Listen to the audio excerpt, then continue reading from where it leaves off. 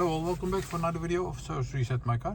Today I'm going to show you how I can change the menu language of an Opel Corsa 2007 model. I had a customer, had an inquiry about how to change the language. I had to search for myself, so I want to share this. And in this short video I'm going to show you how you can change it for yourself. Okay, let's start right away. First of all, you have to go to this area. Then we're going to use these buttons over here. Press settings, and then you'll see this.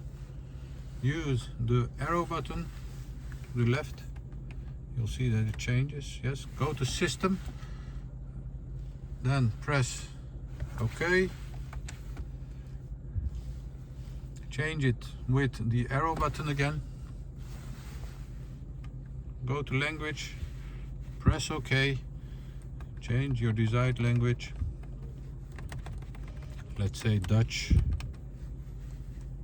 Press OK. And you'll see that the system language has changed to the desired language. Once again, settings.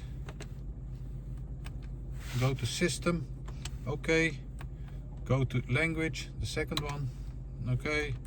Change it to the desired one. Let's say English.